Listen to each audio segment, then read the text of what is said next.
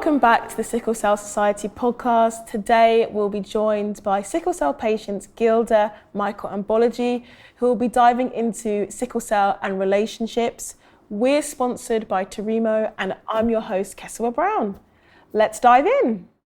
So Gilda, Bolaji and Michael are here to discuss relationships and intimacy with sickle cell. Michael and Bolaji, you're no strangers. You were on the first one and we're joined by Gilda, who is a sickle cell advocate and has presented her own documentary about sickle cell and the care that sickle cell patients receive. But I'd love to kind of ask you about your relationships and say, how has sickle cell impacted your romantic relationships? I mean, I've not been in many relationships, but I would say it has, to the point, I mean, not in the best way, I guess. My first kind of relationship, the guy was fine with it, absolutely fine with it. I remember telling him and he didn't care, he was going to get tested, all of that. Actually, he already knew that he didn't have it because he got sick at one point and they tested him.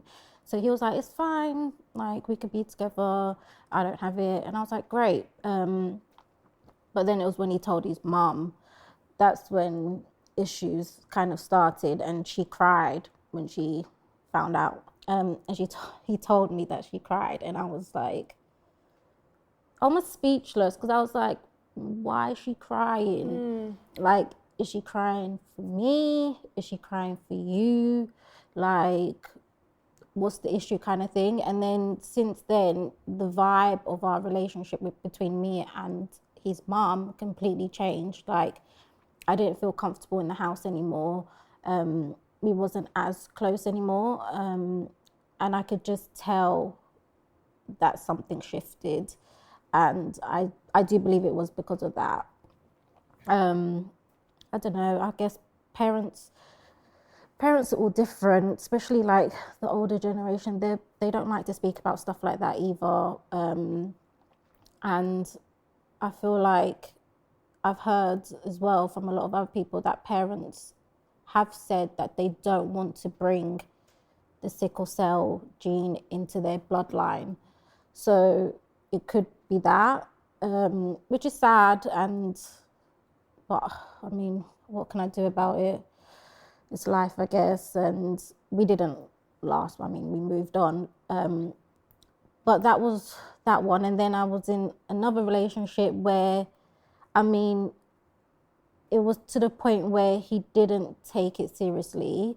Like, I think because he's never seen me have a crisis, he just didn't understand the severity of it. And whereas at first I didn't like talking about the fact that I had sickle cell, and then one day I was like, oh, I'm an advocate now, and I've started screaming from the rooftops about sickle cell and how important it is. He just didn't understand, and he wasn't willing to learn. He didn't want to ask me any questions. Every time I said I was sick, he just didn't take it seriously. He said he would get tested multiple times. He didn't. He just wasn't interested, and that was like major red flags to me. So I was like, yeah, this is not going to go anywhere, because till this day I don't know if he has a trait or not. I mean, so I can't be with him. So I think it's very different. And within dating, like, I always pretty much tell someone that I have sickle cell quite early on if I'm talking to someone. And it's always hard trying to figure out when it is the right time to tell someone, because you don't want to seem too forward. Like, sometimes someone said, oh, why are you telling me this now? Like, we're not together, sort of thing. Why are you looking so far into the future? And it's like, I know you don't get it, but I have to look that far into the future. Like, if you do have a trait, then I need to reconsider things and reconsider if we're going to move forward, because obviously I don't want a child with sickle cell. And I think some people struggle to understand that, and they think that you're being really forward and you're pressuring them to get tested and do all of this kind of stuff and be in a serious relationship with someone with a chronic condition. So they kind of get scared and they pull away and stop talking to you. Some people are really nice about it. They ask you questions, they want to know. They say, oh, well, I know someone with it, and they start telling you all these facts and stuff like that. And you're like, oh, this is nice. Like, they get it, they understand, they know if they have a sickle cell trait or not. But it's just it's very different, very different. And unfortunately, I have had a guy use it against me.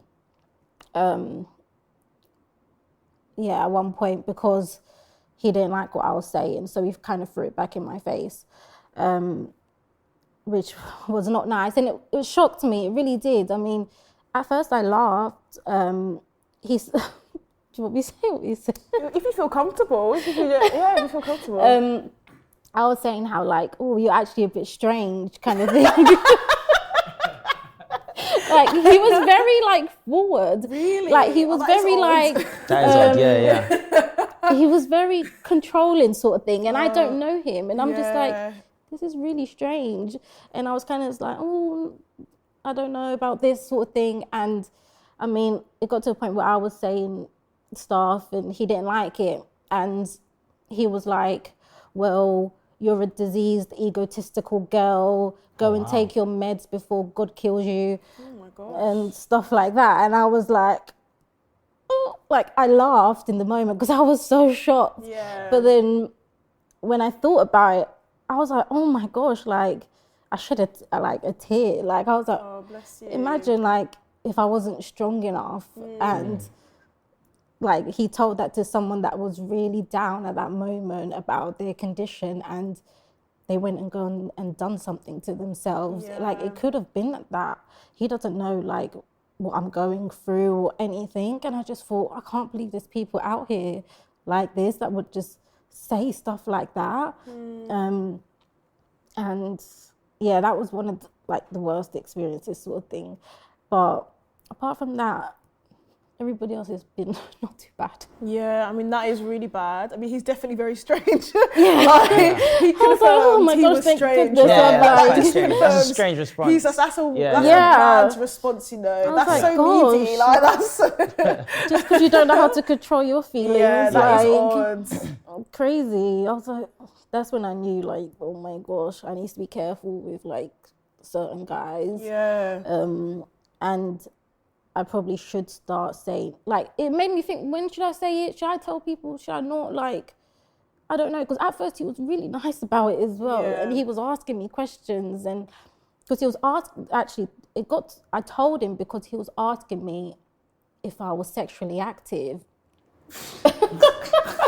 That's insane. Yeah. I mean, and I was like, no, I'm not. And he just didn't get it. He didn't get why I wasn't. Okay. And I was like, not everyone is sexually active. Yeah. Not the water. No, like that. Like, it's almost like you're drinking to apologize. Like, some men of the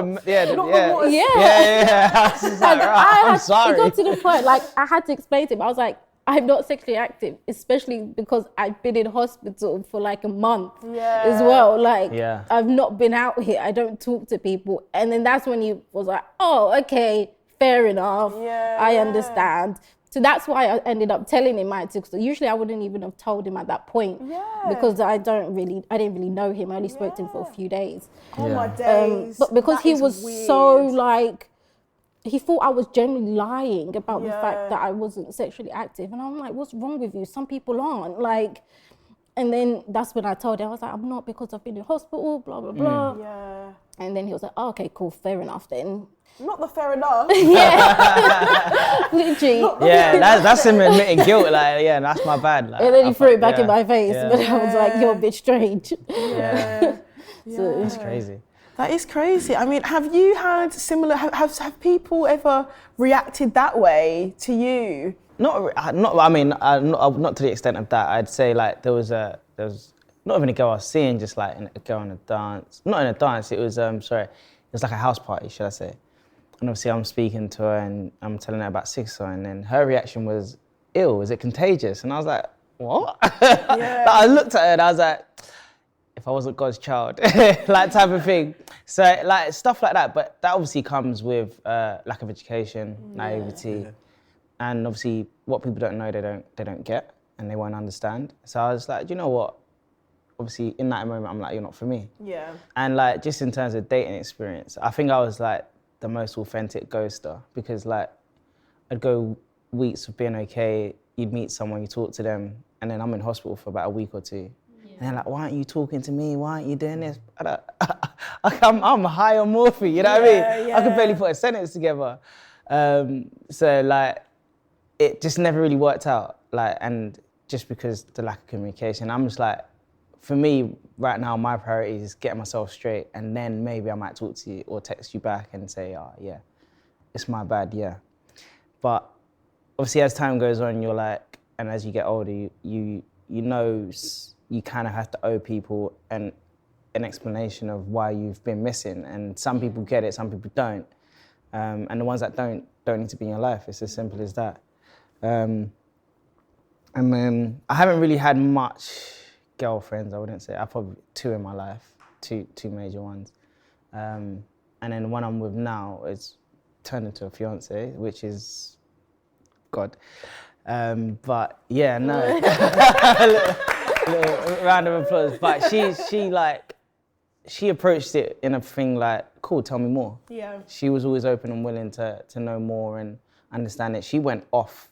Like after I told her, I think the date I told her, she went off by herself, did her research, and was like, oh, right, this is this and this and this. Mm-hmm. I was like, oh, that's very considerate, like for you to take your time and research it and know what I'm dealing with in my life as well. And she was like, I didn't ask her to do that. She was just like, yeah, no, I'm gonna support you on this journey that you're on. So I think it just depends on people, and if they like you enough, I guess that they're more willing to embrace the sickle cell struggle and understand what it is, to then tackle it with you. So yeah, no, dating it with sickle cell it's not for the lighthearted. I definitely say that. Yeah, well, thank you for sharing that. And like Michael, do you agree with what Bolaji was saying there? I agree. Funny enough, I have a complete opposite approach where it was my fault regards to the relationship. I feel like because I have sickle cell, I basically, I wouldn't say as a coping mechanism, but how I acted was, I was always the class clown. I always wanted to be the louder person so that I can hide that side of me. Yeah. Because obviously, like, I would have transfusions every month, so people would know I wouldn't be in school all the time. Yeah. And there was one time where I was dating this person, and we was in a good relationship. It was going good, and my communication cut where I was in hospital. I had a crisis, and she didn't know. She was just messaging me saying, "Oh, what's going on? Why are you not responding to me?" And it was like a crazy crisis where I was just feeling pain all over my body, and I was just literally in hospital for like 2 weeks. And then, funny enough, she called me. I answered the phone. And then I was being very blunt about things. She was asking me a lot of questions. And then I was like, oh, don't worry, I'm fine. But I don't know how she knew. I think she heard like a beep in the back. So she knew that I was in hospital. And then all of a sudden, I was just chilling, you know, watching some TV. She comes and she sees me in the hospital bed. And because I'm the class clown, I never share that side of me when it comes to sickle cell. So people thought me, no, that's Michael. He's the funny guy. He's the strong guy. Do you get what I'm saying? So her seeing me in that vulnerable state, I couldn't take it. So I ended things with her. And she was the type where she was so like, her reaction was so pure. She was like, oh, I didn't know you was in hospital. I'm so sorry about my reaction to you. And she showed like so much love. And think about it now that I'm more mature, I kind of regret that because that was like a really good bond that we had. But me being me then, like how I've portrayed myself, I cut things off. I couldn't take it. And I feel like when it comes to sickle cell, the first thing you need to do is really accept you having that condition.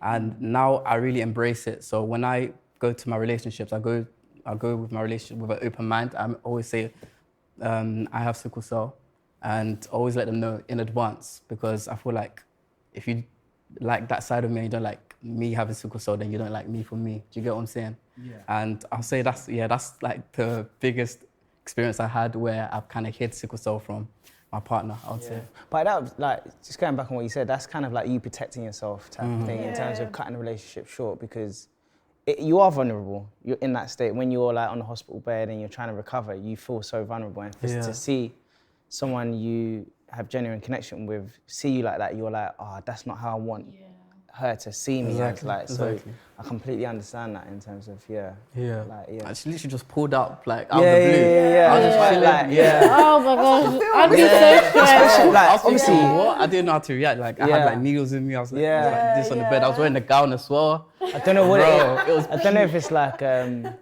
masculinity thing, but obviously you want to be the strongest person to your partner. Yeah. So them seeing you like that, you're like, rah, like it almost makes you feel even worse. Exactly.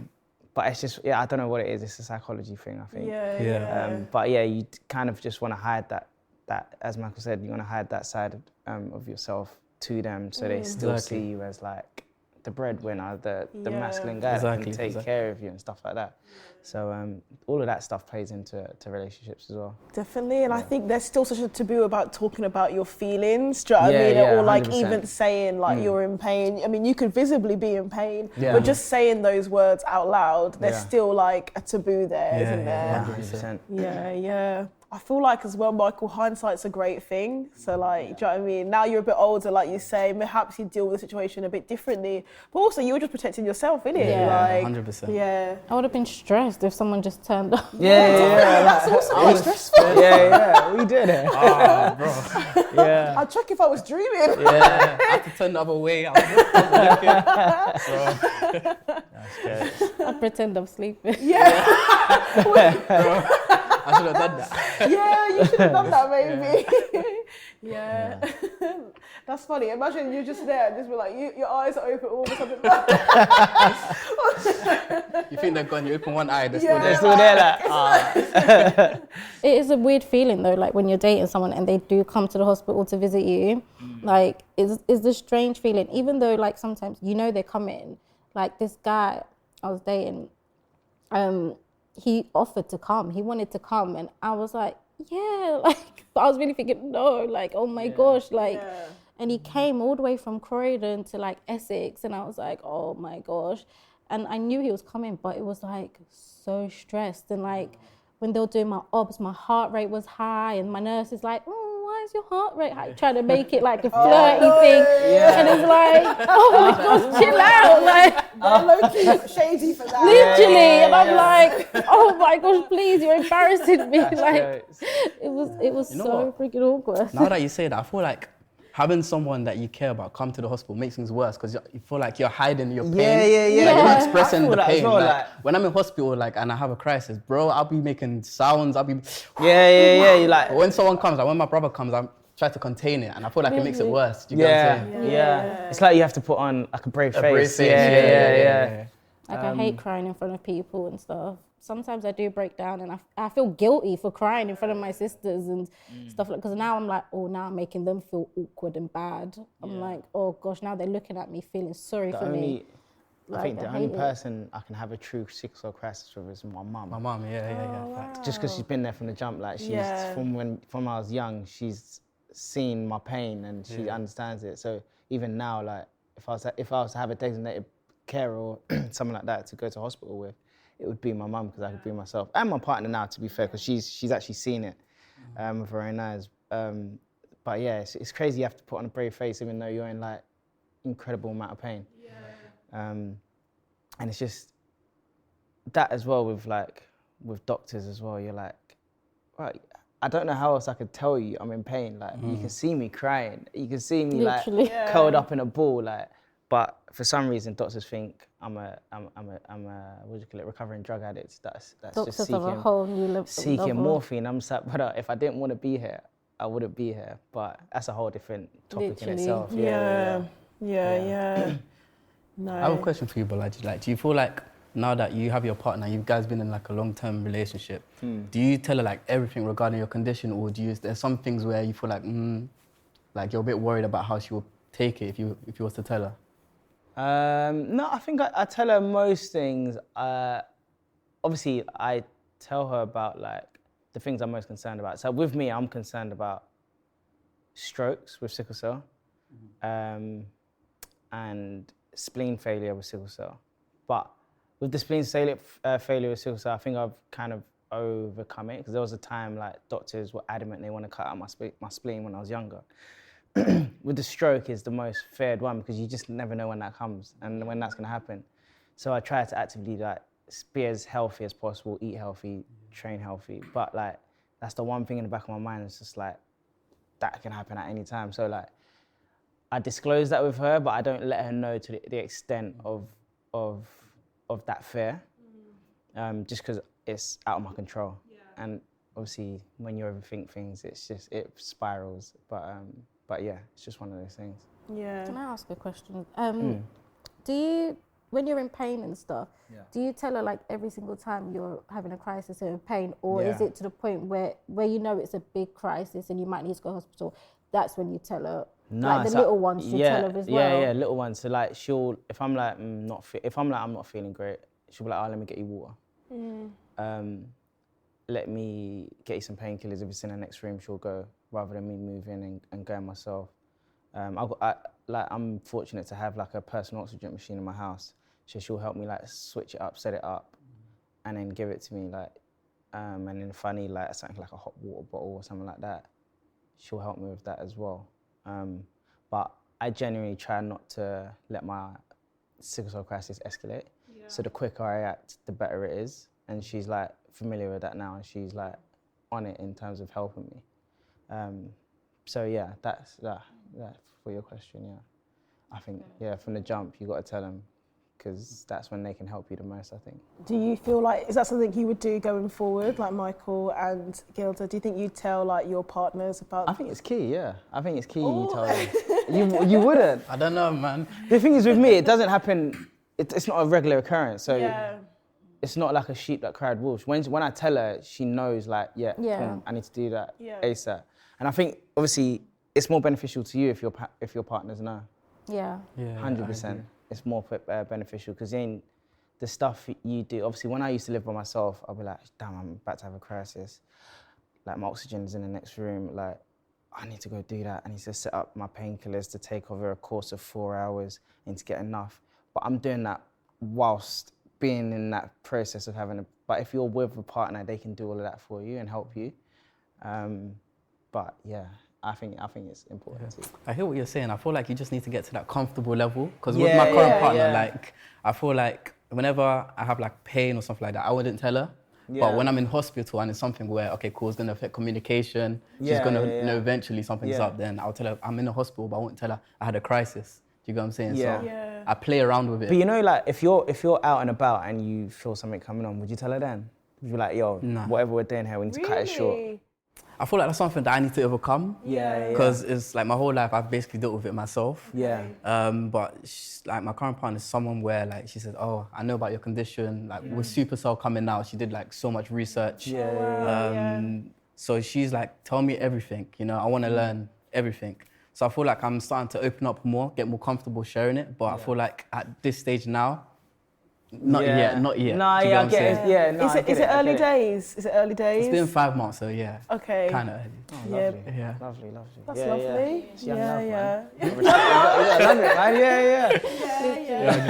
I'd love to know, because obviously, you know, it's winter time now. It's cuffing season, as they say. Cuffing season was like carnival. That's like August, September, cuffing season, and then you're in it. But I feel like now is the peak, because obviously Valentine's Day is months away, so you always want to bathe. And Christmas as well. Exactly. Wow, yeah. Christmas as well. Exactly. You need a present on Christmas Day. It's true. And like a little nice like love letter. Like maybe that's just extra of me, but I like. Love damn, I ain't written love letters since primary school. No, it's good though. I'm an English graduate, so. I hear it. I need to come to you. Honestly, I'd write them for you. I love it. I'd love to know, you know, when it comes to, I guess, settling out. Michael, you know, you've been in a relationship now for 5 months, you know, and I'd love to know when it comes to, like, you know, finding a partner, and, you know, you've obviously been with, both of you have been with your partners for a little bit now. I'm wondering, how soon do you mention genotypes and genotesting? Because people always say, you know, it's quite an interesting topic online, isn't it? Some people think that it should be said straight away. Other people think maybe, you know, you don't want to say, and it's like one day and then be a bit like spooked out. Do you know what I mean? Yeah, well, I feel like, you know what, I spoke with my mum about this, and I feel like now, if I wasn't for my relationship now, any partners I have, obviously this one's gonna last 100%, But Yay! the first three questions, but the first three questions I would ask is, what's your favorite color? What's your 5-year plan? And what's your genotype? Wow. I feel like that's so important because Yeah. it's funny how like so many, I would even just say like my friends, like they're black, they don't even know their genotype and they don't even know what sickle cell is. Yeah. And I just find that crazy, and it's so easy to get just a simple blood test and you find that out. Like people could have a sickle cell trait and they don't even know that because they don't know their genotype. Yeah. So I think it's really, really important to know that and ask that straight away. How could people test their genotype? For a normal routine blood test, you can ask your GP to look out for it when they are taking bloods, and they should be able to provide that information for you once you're taking your blood. But like, yeah, the conversation's hard. Like, there's sickle cell centres as well around that you can pop into. I mean, there's not very many of them, but there are a few that you can pop into and ask. It's difficult, you were going to say? No, sorry, I was going to say it's difficult to ask that. I don't think I asked that question until maybe a year and a bit in, maybe 2 years, I think it was into our relationship, then I was asking. But you never know, like, obviously, as much as I tell her, yeah, in the initial stages, yeah, I've got sickle cell, it's this, but genotype and stuff like that is something, if you're planning kids with them, I think that's when that conversation starts to happen. So interesting. I feel like it should be an earlier conversation. Yeah. Interesting. I mean, yeah. I mean, it can be. It can come whenever. But for me, it was just like, yeah, it was at a later date for my relationship. But yeah, no, the conversation should be had, 100%. I think we should agree on that. But when to have it is completely up to you, I think. Gilda, when you've been dating, have you asked people from from first date or second date, or is it more you see how far? Yeah, sorry. I think. Yeah, no, go on. No, I was gonna say you're saying you should have it. You should have a conversation straight up in case like feelings are had. Yeah. You fall in love. Yeah. And then obviously, if at a later date you find out. Yeah. No. I see your perspective now. Sorry. No, it makes sense. It makes a lot of sense. Yeah. What am I supposed to do now? Yeah. No, you're right. You're completely right. Yeah, which is why I say it. I ask. I mean, when I feel like there possibly could be potential in something, like it's not when I start talking to you, like as soon as sort of thing. But when I feel like, oh, we're actually connecting, we're vibing, like maybe there might be something, I'll ask then, because I don't want to fall in love with you and then find out you have a trait. Yeah. And I'm like, great. Is that like 3-4 dates in? I don't fall in love. I'm so slow. Like I've not been in a relationship for ages. Like I'm just, I don't know what it is. I think I'm kind of scared as well. Like I just hate the feeling of feeling like I'm a burden on someone. I don't want someone to. I'm sick a lot. Like I am. I'm in hospital a lot. I'm in pain all the time, every day, and I need a lot of help sometimes. And I just don't want to feel like I'm forcing someone to help me. And I haven't found someone that I feel like would off the bat be like, let me get you a drink, like your like your fiance, or let me get you a hot water bowl. That's what I would want. I wouldn't want someone like I feel like I'm begging you to get it for me. Yeah. When I start feeling like that, I zone out. Like I'm like, no, this is not for me. And I feel I get worried. I get scared, especially like with the fact that I do want kids and stuff like that. I need to know that you're gonna be there to look after the kids if I'm in hospital. Like, I need to know you're going to be a good partner and a good husband and a good dad. Like, it really does freak me out. Like, I don't feel like I would be able to cope being a single parent. And I just really need someone that's reliable. Yeah. Yeah. And I feel like that's hard to find. So that's why I've been single for a very long time. Yeah. Yeah. I just freaked out, man. I don't know. Yeah, well, no, I feel like dating is a very vulnerable position to put yourself in anyway. Like, do you know what I Yeah, mean? Getting just to in know general, someone, yeah. it's just like, what if you just turn away like tomorrow? Like, do you know what I mean? You see it all the time. You do, you literally, and people ghost these days. I know, obviously, we do talk about ghosting, and we're like, haha, but actually, like, I think some people do actually ghost their like long-term partners, which is so crazy. That's crazy. Isn't that crazy? Like, Mad. it's mad. So I get it entirely. I mean, you said you want to have kids one day. Yeah. So I want to know, do you take hydroxyurea? No. I see. So I used to, well, I tried it for like, a couple months. Even that, I didn't want to. I tried it because I felt like I didn't know what else would help. And that was the options they were giving me at that point. But yeah, I was scared to take it. I was really scared to take it. I think the way my doctor approached it in a really good way. He told me all the facts, gave me the leaflets. But as soon as I started hearing certain words, I was like, oh my gosh. What words were they? Like chemo, deformities with my baby, and all of this kind of stuff, hair loss and black nails and all of this. And I was like, Black nails?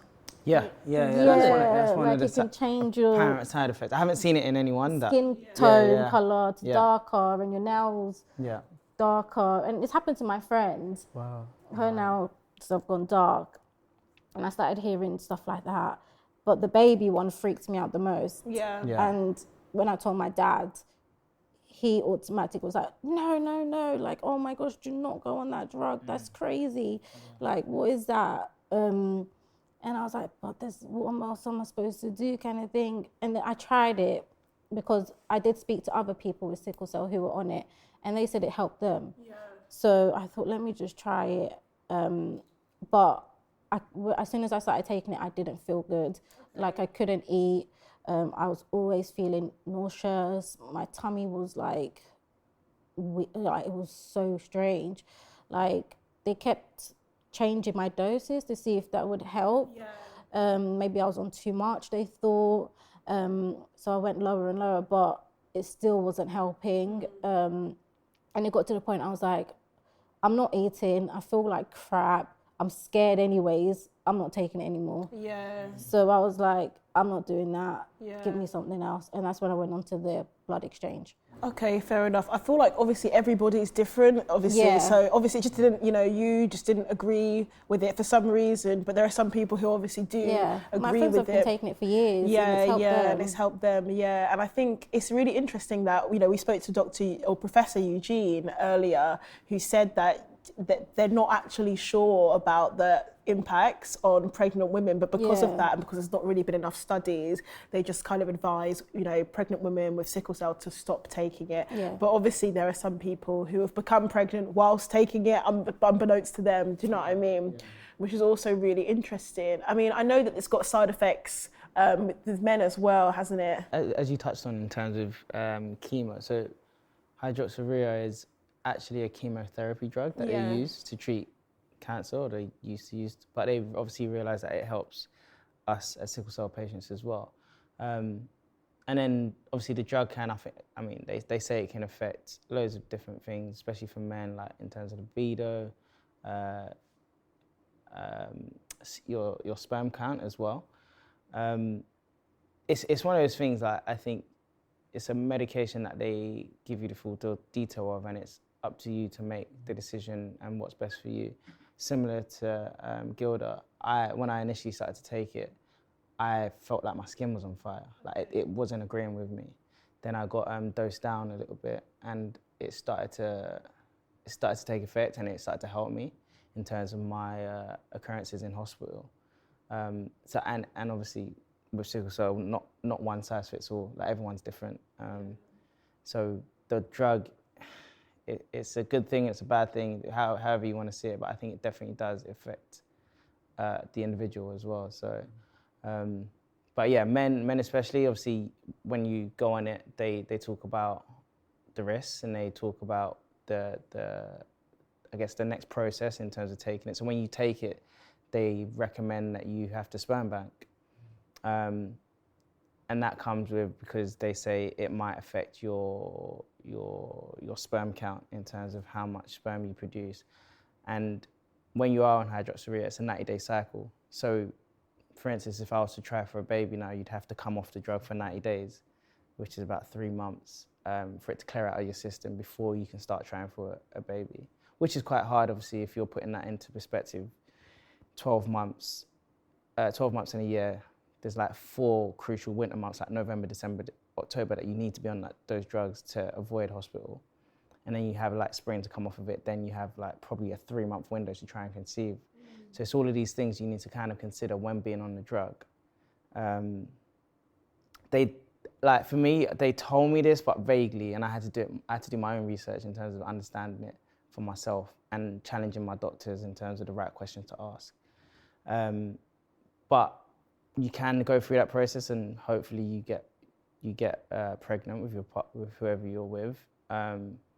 Or obviously there's a secondary option in terms of the sperm banking, and I believe you are offered free IVF with it, and your sperm is banked for 10 years before they revisit it again. So there are options, there are pros and cons to the drug as well. So for men, it's one of those things, like it's definitely something to think about. Yeah, no, I agree. Like when that was presented to me, when they was talking about the side effects, I was with my mum, and one of the biggest ones which got us was obviously, me, the hair loss, and for my mum was the sperm count. So that's one of the reasons why we didn't take it, because my mum wants grandchildren, obviously.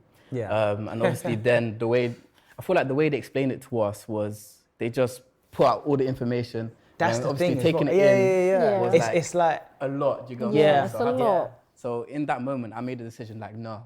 Yeah. But obviously, after speaking to you and more people, I feel like, you know what, it's not a bad idea, because you haven't had a crisis. Whereas, in a long time, whereas with me, because I'm not on hydroxyurea, instead I'm taking exchanges, like I'm experiencing more crises frequently. So I feel like I need to switch up or change up my treatment, something that's best for me. But yeah, it's not as interesting now, speaking to people that do take it and people that don't take it. Yeah, I don't know if it's the doctor's fault or the hospital's fault, but obviously they're obligated to give you all of this information, but some of it is like a scare tactic sometimes. It kind of like, nah. When I saw all of the information they provided me, I was like, absolutely not, what are you talking about? Yeah. And obviously it is like very rare occasions that you get hair loss and this and that. And it's one of those things, I had to take a risk on it, just because of the state I was in. When I was like 25, I was in and out of hospital. I was like struggling to come up with more excuses to retain my job. They were like, you're either in or you're out type of thing. And I was like, okay, it's affecting my life now. This is my livelihood. So yeah, that aspect of it is quite harsh, should I say. But I think it's hard to tell the doctors not to give us all this information, because they have to, but it's the way they say it and provide us that information that I think could be the key in terms of getting people to actually take the drug to benefit them in the future. But yeah, it's one of those things. No, thanks for sharing that. And I think, you spoke there about how you have more crisis than Bolaji. And I know that yourself, you said that you're unwell quite a bit, recently you've been unwell quite a bit. And I'm just wondering, when that comes to family planning, or when it comes to relationships, how is it when you've got like maybe the fact you're going to have a crisis at the back of your mind, or maybe you're on a date with them, or when it's those more intimate moments? Yeah, I get freaked out. Because I am sick a lot, which is unfortunate. It's like only happened maybe the last 4 years. I got a lot worse. And as I get older, I do think about, oh no, like I'm getting older, I do want kids and I do want a family. But I think, how on earth is this gonna happen if I'm always in hospital? I don't go out. If I'm not in hospital, I'm at home recovering. I don't go out. I don't know when I'm gonna have the time or the energy to even go out and meet people. So then I resort to things like online Hinge or whatever, which is absolutely shocking. And I think we could all vouch for that. Yeah, Hinge is shocking. yeah, I'm just like, what on earth is gonna happen to me? Like, Yeah, it's scary, and I'm just like, oh no, like sickle cell's doing this to me. Like, it's taken a lot from me, I feel. It's taken a lot of like good years where I'm supposed to be out living my best life, finding people, making friends, and finding a guy to possibly have a relationship and build a family with. And I don't have, that time is gone, and I feel like the time is still going as I'm still wrapped up in it all. I don't know when I'll be able to bump into someone to potentially fall in love and do all of that kind of stuff. And like I said, because of, I'm like just so sick all the time, I get freaked out of them talking to people, because I do end up like ghosting and not saying anything because I'm in hospital, and I don't want to talk. I get depressed. I don't want to talk to anyone, so I won't respond. Like, I don't even respond to my family half the time. So what makes you think I'm going to respond to you? Like, I'm not, kind of thing. And some people do get upset with that. I mean, I've had people get really upset with me, like, well, you're not interested, why are you not responding? And I'm just like, oh, I'm not going to explain it to you. Like, I can't be bothered, kind of thing, which is sad. Like, I do get upset about it, but I just feel like I also can't help it. Like, when I'm in that situation and then when I'm in that headspace, I'm like, it is what it is, it's life. Like, I'm going to just stay depressed right now and try and get through. And then once I feel better, maybe I'll start thinking about going out, talking to people again. But then I get sick again. Yeah. And then it starts all over again. Yeah. And then I'm in the hospital for like a month or two or whatever. And I'm like, when will this happen? So for me, like, I just don't know when. The other what you said, Gilda, like, I feel like that touched me. And one thing I realized when it comes to love, yeah, I'm not an expert, but I'm just talking from my experience. When it comes to love, the best love, I believe, comes unexpected. Like, with my relationship, 100%. like, it came so unexpectedly. I did not see that coming. Like, I focused on myself, focusing on my career, focusing on everything, my family, everything. And then it just came literally just like that from a DM, and then we went on the first date. And now I feel like it's taboo, but I'm in love, guys. I'm in love. And From a DM? yeah, and I feel like previously when I was actually like going out looking for it, I wasn't finding it. And I just feel like, you know, just live your life, you'll find it eventually, 100%. Yeah. So let's talk about sickle cell and intimacy. Now, relationships and, you know, intimacy for the first time can already be a bit daunting anyway.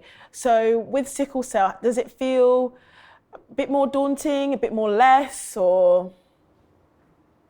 No. I don't. Well, to be fair, I don't think I've experienced it to a point where it's daunting. I just thought I never knew sickle cell could affect that department or those scenarios until obviously you get older. So it was never a thought of or state of panic for me to think that, oh my God, I can't talk to a girl. I can't, let's say, kiss a girl because it might trigger a sickle cell crisis or something like that. I never knew beforehand, so I kind of went into it blindly. And it hasn't really, in terms of intimacy, it hasn't really been an issue or caused an issue. Sometimes I get out of breath, but I think that I feel like everyone would naturally get out of breath. But yeah, no, it's never been a like blocker in terms of intimacy for me personally. Okay, what about yourself, Gilda? When I was younger, I was scared to explore that whole intimacy side because I was scared that something might happen to me. I don't know why. I don't know if it's because I had sickle cell or I was just scared of the facts of the whole situation as a whole, sort of thing. But I was freaked out that I'd have a crisis. But then when I got older and I started actually talking to other people about it, I realized that it shouldn't really play that much of a part. And for me, it hasn't either. If anything, it actually helps when I'm in pain. I don't know if it's all like the natural painkillers that are being released and the happy endorphins. Like, and I have noticeably noticed, like, I'm having a crisis, I'm in pain, and when I am like intimate with someone, it disappears. Oh, wow. Like, it's gone completely, and I'm like, whoa, what the hell, sort of thing. Like, I'll be fine, I'll wake up fine, and I'm like, this is crazy. Yeah. So for me, like, that's a great thing. But I have heard from other people that it does affect their intimacy, and they do have crisis during sex. I mean, I have had a crisis probably twice. But I think one time was because the window was opened. Yeah. And it ended up being really cold. I didn't feel cold in the moment, but I think after I noticed that actually my body's cold and my legs felt really cold, and I had a crisis in my legs, and I had to go to hospital straight after, which was annoying. And I was surprised. I was shocked at that point. Yeah. Did they come along? Did they come along, or did you like get No, out? I scooted them out. I didn't say a word. That's the thing. I won't say a word. Like, there was one time I was on holiday. I mean, nothing steamy happened or nothing like that. But I was on holiday, a party holiday in Croatia, and back then I didn't realize that every time I leave, I should take my morphine or oxycodone with me. Back then I was on party holiday. I was like, oh, whatever. So I didn't take anything with me. And we stayed out all night, and then me and my friend decided to go to a guy's apartment after, whatever. And when I'm tired and I don't sleep, I can have a crisis. Yeah. And because I was up all night, all morning, I could feel my crisis coming. You could feel it sometimes. And I could feel it coming, and I knew, oh no. And we were in this guy's house. And this guy's house, it wasn't like where everybody else is, like near the main centre where all the events are happening. He got a villa like out in the sticks, nowhere land sort of thing. And my friend and her guy dropped me there. And then she decided, oh, I'm going to go to her guy's house. And she left me there. So she was my driver, essentially. Oh, no. And I could feel my body on fire. I couldn't breathe. Like, I had to keep holding my breath because I generally couldn't even talk.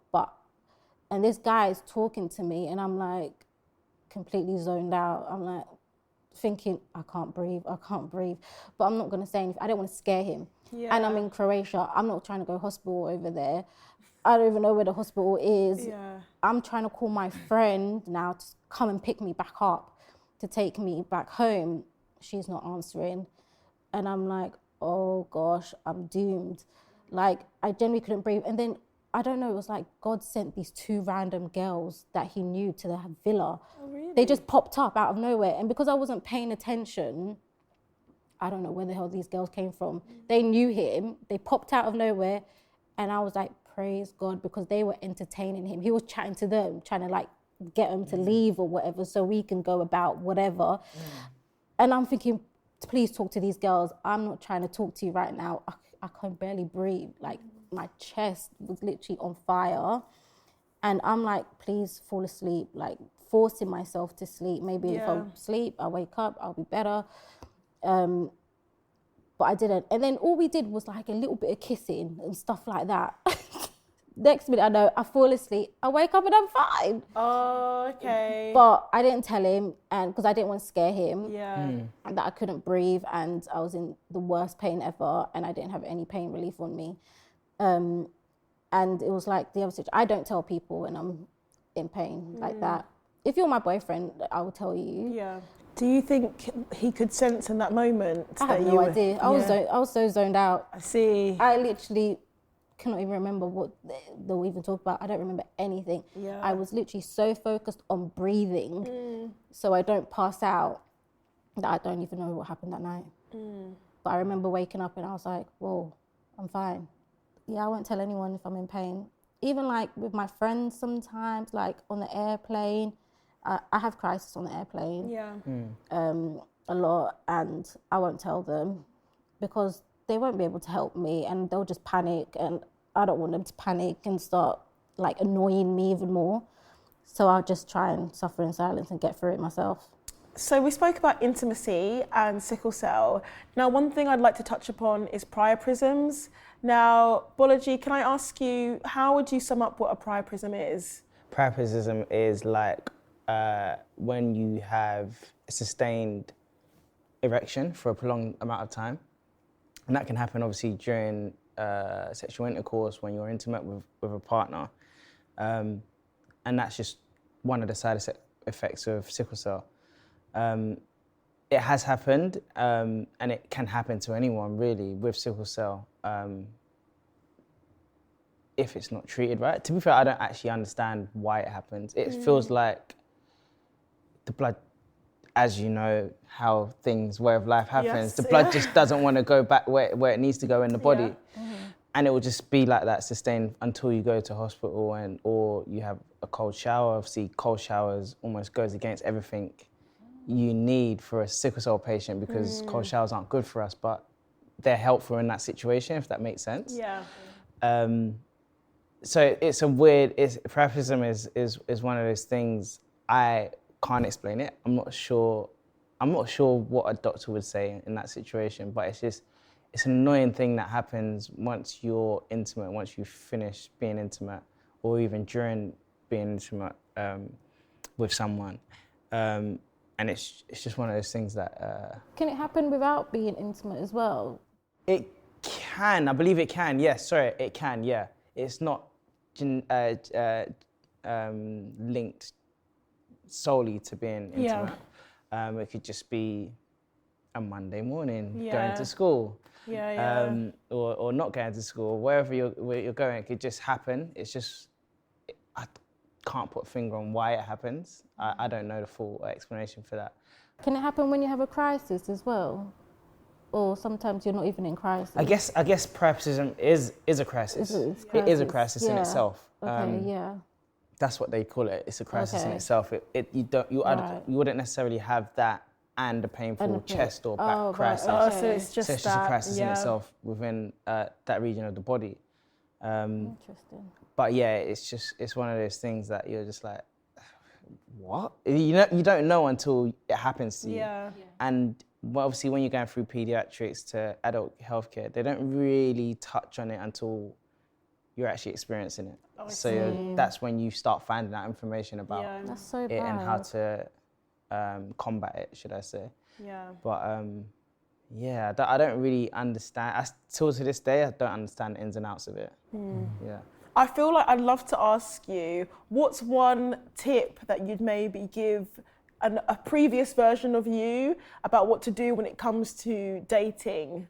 I don't know. Open and honest, I guess. Or try to be as much as you can. And I think you can't be shy about your condition. You have to wear it as a badge of honor type of thing and just be like, this is this. If you're with it, you're with it. If you're not, keep it moving type of thing. Other than that, yeah, I think that's like the most important type of message I'd send to my younger self. I feel like, yeah, I agree. If I was to give advice to myself, younger self, would be like, first advice I'll give is you have this condition, accept it, and like you said, wear it like it's armor. Yeah. Because I feel like as soon as I finally accepted I have sickle cell, and as soon as I was able to let everyone know that this is me, I was able to be me, if that makes sense. I was able to be myself, and I feel like that reflected in my relationships and friendships and everything. Like, people just noticed I was different. I wasn't like pretending to be someone I'm not, and I feel like that's the first thing I'll tell my younger self. I'd pretty much say similar, like, because back then I did not accept the fact that I didn't talk about it. I didn't want to know. It was only when I had a crisis or something I would remember I had it, sort of thing. So I would say that I needed to accept it and learn about it, because I learned about it really late, and I feel like I should have learned about it a lot earlier. It would have helped me a lot, and it would have helped me advocate for myself a lot better as well. I would say accept it, don't hide, be confident, and don't worry about other people. If whoever likes you and will accept it, and whoever doesn't, just whatever. Like, don't take it personally either. Yeah, so like keep it moving sort of thing. Yeah. But you know what it is, I feel like it's easy to say to someone, accept it, when they're going through it. Like, if I told myself accept it, I was thinking, oh, what's this guy saying? I feel like to accept it, you have to understand the condition. And it's like you have to go through your own sort of journey to accept it. Exactly. And the reason why I wasn't accepting is because I didn't know my condition. I didn't know like why I was having crisis. I didn't know what ticks it, what was my, like what made me have a crisis, what made me be in pain. And I feel like as soon as I understood that, like, cool, being out in the cold, stress. Yeah, you know your triggers. Now, exactly, that's what I'm looking for, triggers. I feel like knowing my triggers, knowing what affects me, I'm able to be me. Like, simple. I'd say look after yourself, like literally. Because a lot of people, they know what triggers them, but they will still be going at it full force. And it's like, chill out, stop. Like, know when to stop. Knowing when to stop. And like, to take a break. Yeah, you can't have all the fun in the world. Yeah. Exactly. Just because you're simply Don't different feel from your embarrassed. friends. Yeah. You can't go as far. Yeah, I used to like not do PE lessons sometimes, and I used to feel awkward because people were like, why is she not doing PE and stuff like that. And I used to be like embarrassed, and I'd go home. Like, I'd literally go home. Yeah, nah. Teachers actually let you go home. They actually I used to make up because it was like snowing, and the teacher was like, excuses. Go play football on the grass. I'm like, brother, it's snowing. I can't do that. And this guy had them like long coats down past your knee. Always that he way. had that on, and I'm like, Always that way. I can't kick ball in this type of conditions. Like, I need to go or miss PE or something. But they're like, it's condition. What's the word? Compulsory to do PE, and I'm just like, I can't. It's do when that. they made me do cross country. I said, no way. Yeah. No way. Running. Nah. I said, I'm not doing PE no more. I'm out of it. Yeah. So know when to stop. Yeah. Because that will be your downfall. You've been listening to the Sickle Cell Society podcast. We've been joined by sickle cell patients Michael, Gilda and Bolaji, who've been talking about all things relationships and, living with the condition. We're sponsored by Turimo, and it's been lovely having you.